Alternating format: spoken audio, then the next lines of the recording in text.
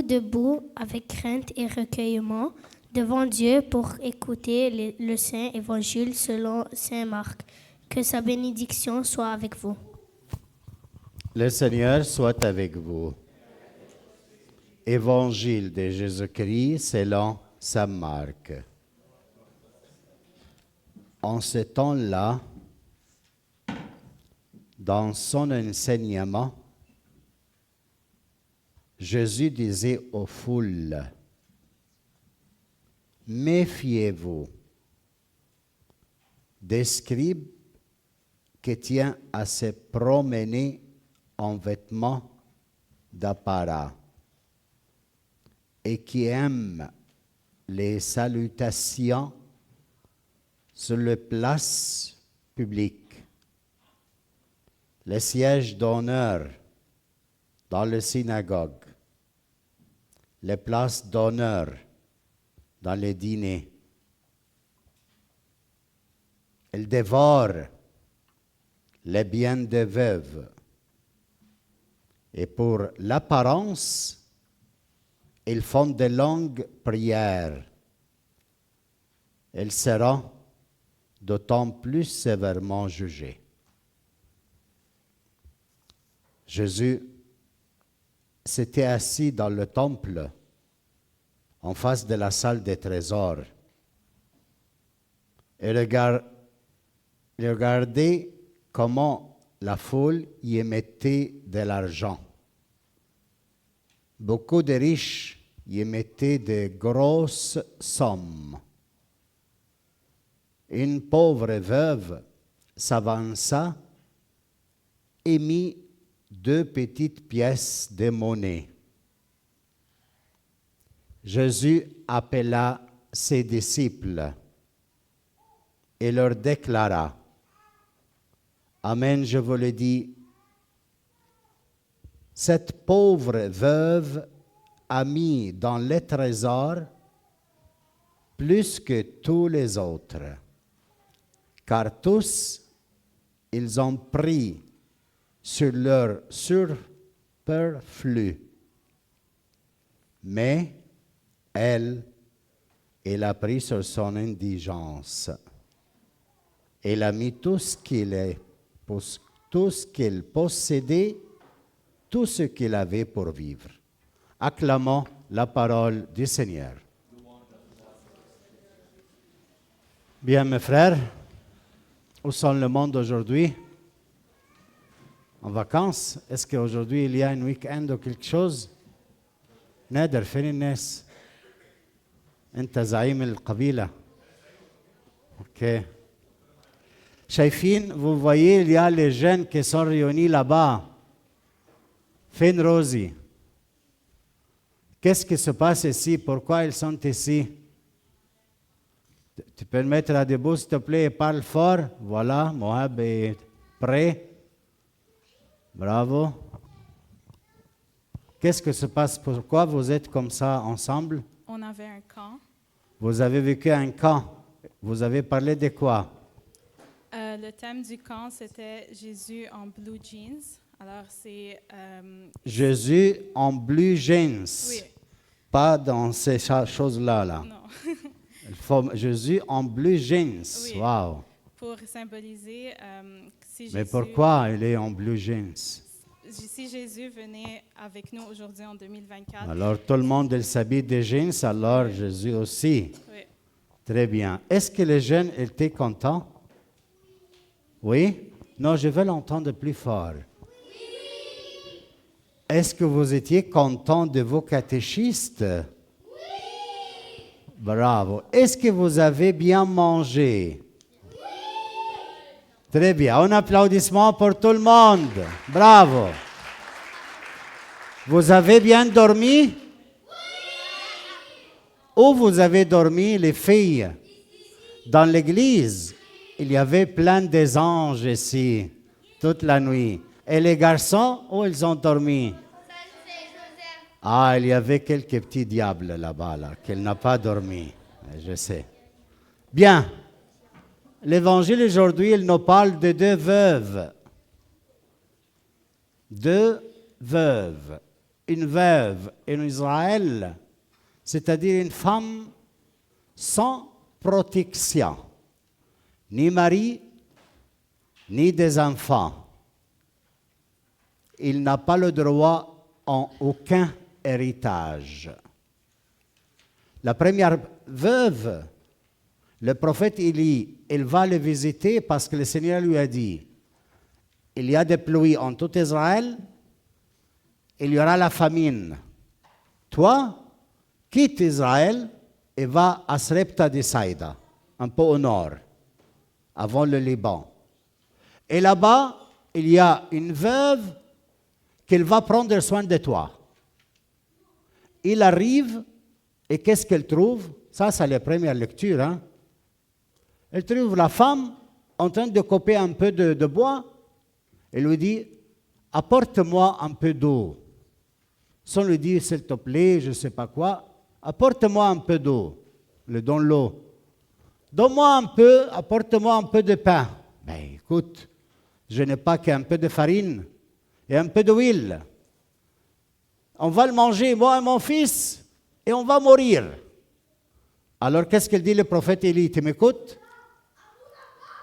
Oui, reste en silence, papa. Laisse le garçon. Alors, qu'est-ce qu'il dit?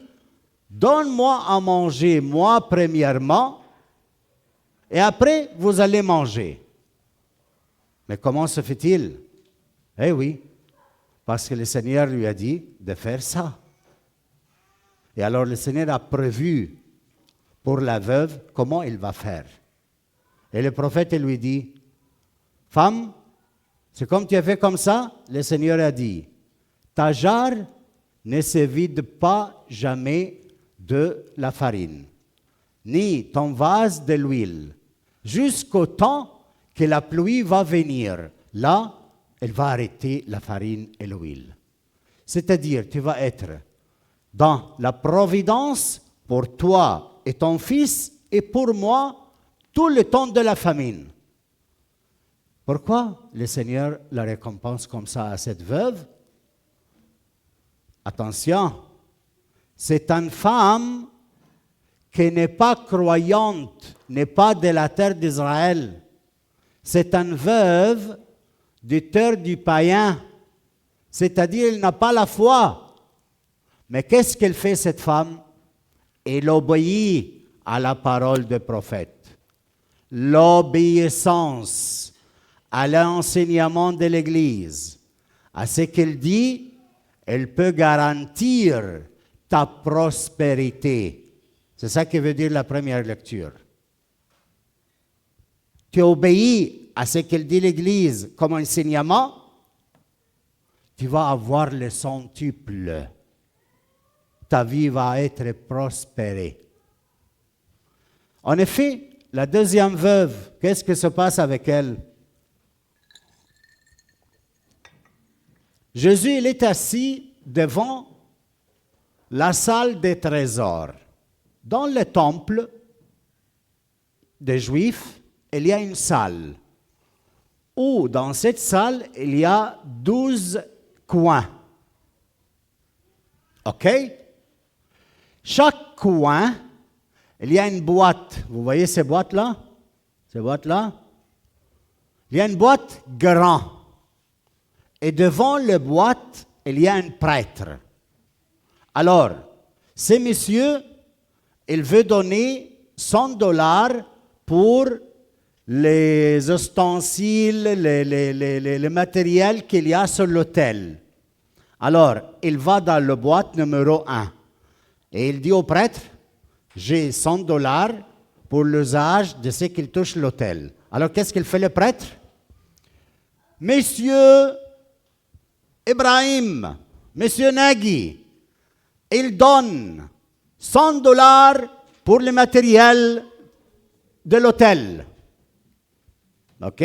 Alors, tout le monde, il sait qui donne et combien il donne. Il va à l'autre boîte, un autre monsieur.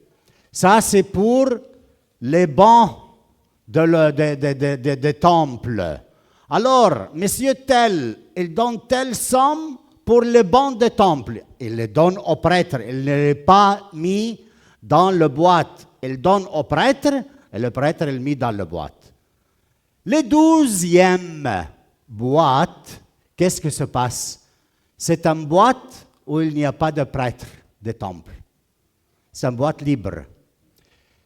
Et il met l'argent, le monde qui veut le donner sans intention. Ni pour l'hôtel, ni pour je ne sais pas quoi. Mais il donne en secret ici. Et personne dit combien elle a donné, parce qu'il n'y a pas de prêtre, ni qui a donné. Alors Jésus, il voit tout ça. Il est devant la salle des trésors.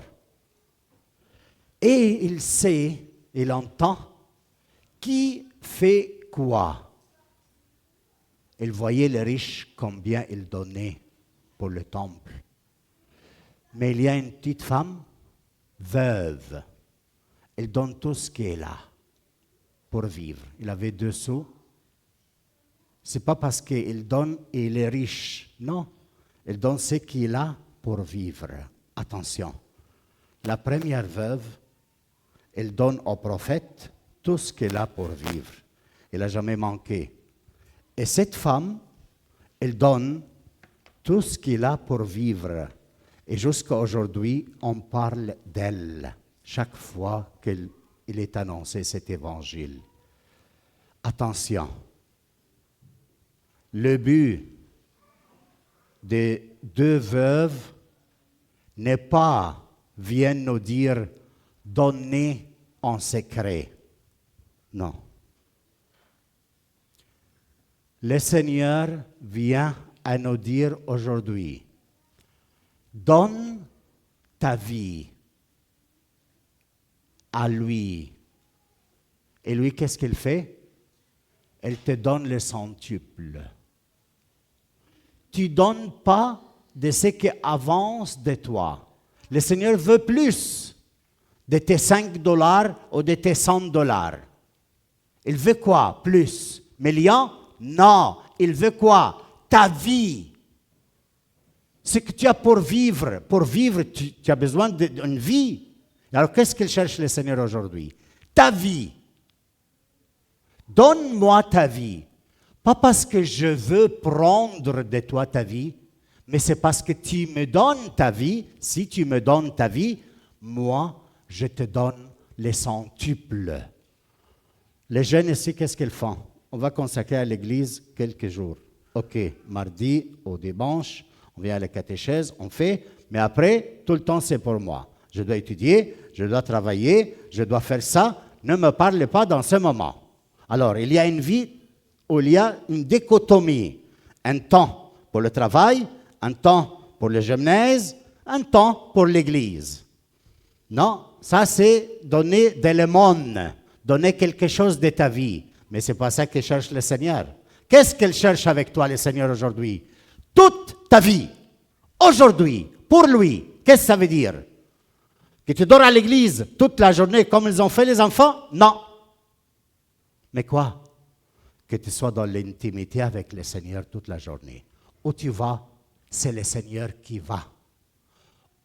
Quand tu parles, c'est le Seigneur qui parle.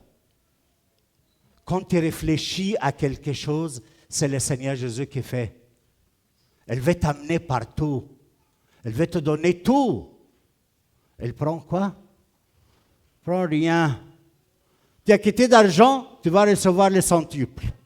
Tu as quitté des parents, tu vas recevoir beaucoup de pères et beaucoup de mères. Tu as laissé des frères et sœurs, il va te donner les centuples de frères et sœurs. Tout, le Seigneur lui a dit. Le Seigneur lui a dit. Et il le réalise. C'est pour cela, mes frères, ce matin, on se pose la question, qu'est-ce que je donne au Seigneur? Un peu de temps, un peu de santé. Je viens à la messe, même tard. Qu'est-ce que je donne? Est-ce que ça suffit? Mais qu'est-ce qu'il cherche le Seigneur de moi? Qu'est-ce qu'il veut de moi? Il veut ma vie? Je le donne ou je le laisse pour moi? Je garde un morceau de vie pour moi et le reste, c'est pour le Seigneur. attention, tout ce que tu gardes pour toi, elle va devenir contre toi. Parce que tout ne t'appartient pas, tout un don que le Seigneur t'a donné. La famille, les enfants, l'argent, la maison, ta femme, tout un don de Dieu pour toi.